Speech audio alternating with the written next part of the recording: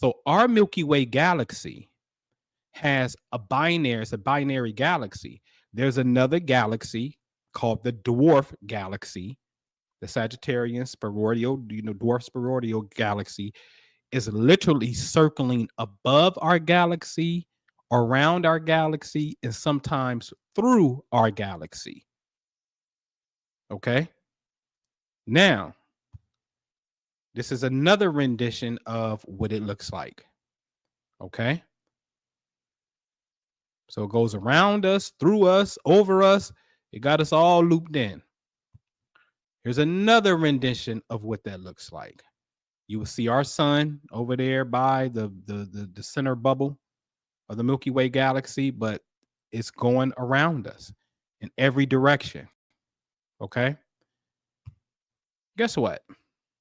According to current astronomical research, the Sagittarius Dwarf Spheroidal Galaxy likely played a significant role in the formation of our solar system, as repeated collisions between it and our Milky Way galaxy are believed to have triggered major star formations, including the one that created our sun around the time of its formation, roughly 4.7 billion years ago. Remember, we're 4.5 years old for our billion. The sun is older than us, which is 4.7, which is about 200 million years older than the Earth. Okay? But they're saying our entire solar system potentially comes from the crashing or the intermingling, the real yin yang of galaxies having sex with one another. This is galactic lovemaking that's taking place. Okay. And that's how we come about. Okay. Well, it gets interesting.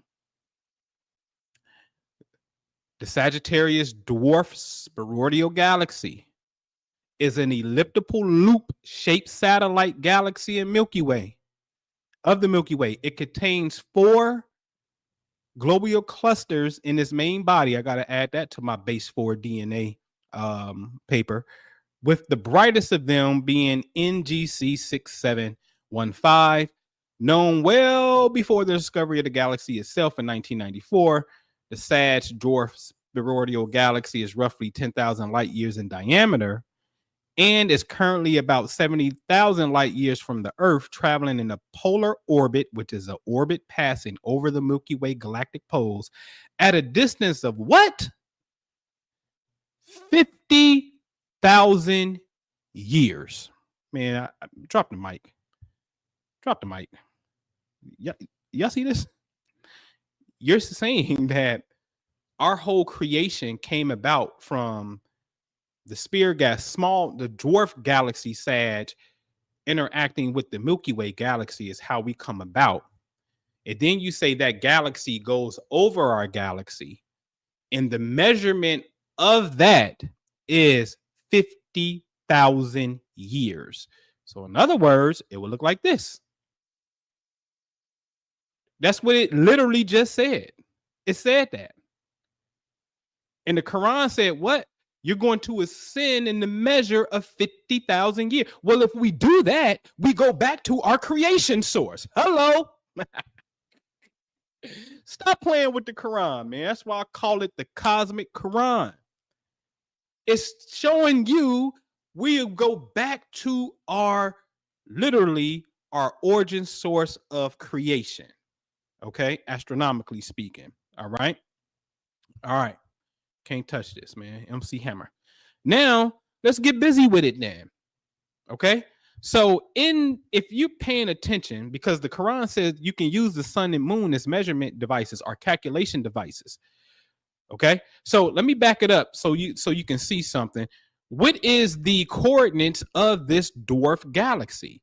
The coordinates is 18 hours and 55 minutes, 19.5 seconds. Okay. With a southern declination, but its right ascension angle is 1855. Okay. 1855. Remember that. Okay. Well, I know how to use the sun, and now you do too. So when the sun right about now, I start hearing Humpty Hump right about now. Big on. But anyway, On January the 2nd, the sun, you see where I got up there in the little yellow? What do it say? 1855. Because the sun is at a right angle, ascension angle of 18 hours, 55 minutes. Don't it appear in front of the Sagittarius constellation? This is why they call it the what? Sagittarius Spheroidal Galaxy. So on January the 2nd, the sun has this right angle ascension that aligns us with the Spheroidal Galaxy, which said 50,000 years above our galaxy is the time. But isn't January the 2nd around that January perihelion? Didn't I show y'all that? Here it is again.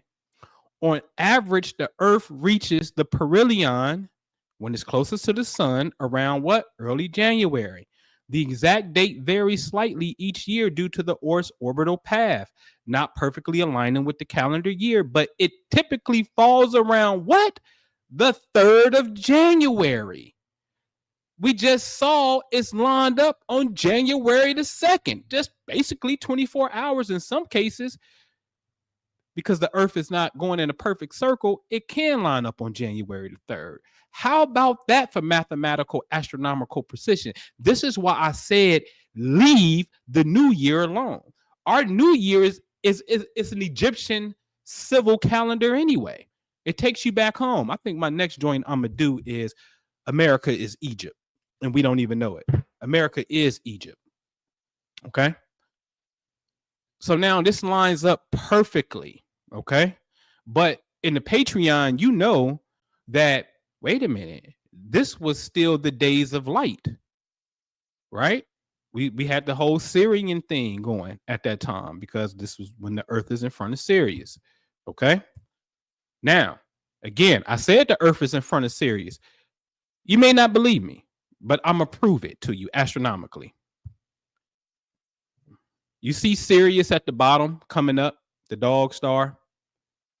You see where the arrow is, and I got that yellow highlight where it says right angle declination on date. What do it say? 6 hours and 46 minutes. Okay, 6 hours. Well, this is where you got to go to military time. 18, because the Spear Galaxy was 18 hours, 55 minutes. But 18 and 6 is 6 a.m. and 6 p.m. So Sirius is 6 a.m. The Spheroidal Galaxy is 6 p.m. You understand that? Okay. So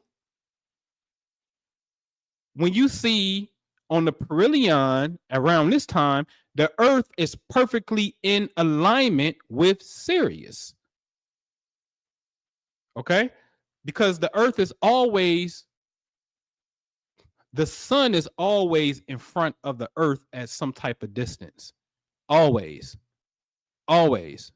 So if we go back to the wall clock model, if we say December, well, the sun would be in front of the 12. That would make the Earth where? At 6 o'clock. The 12th month is December. The Earth will be at 6 o'clock. So the whole wall clock, the whole wall clock is a model of the 12 months in a year, the 12 constellations that we experience within the month. The month ain't nothing more than a constellation. We start them at different times, but it's nothing more than a rendition of the 12 zodiacal signs. Okay. But anyway, 18 and 6 are the same thing, but diametrically opposing each other. Because 6 a.m. is 12 hours later, which is in opposition, 12 hours later, straight line across. Okay. So therefore, if the Spear Galaxy is located at 1800 hours on its coordinates, then straight across from there will be 600 hours, 6 a.m. And that's the location of Sirius.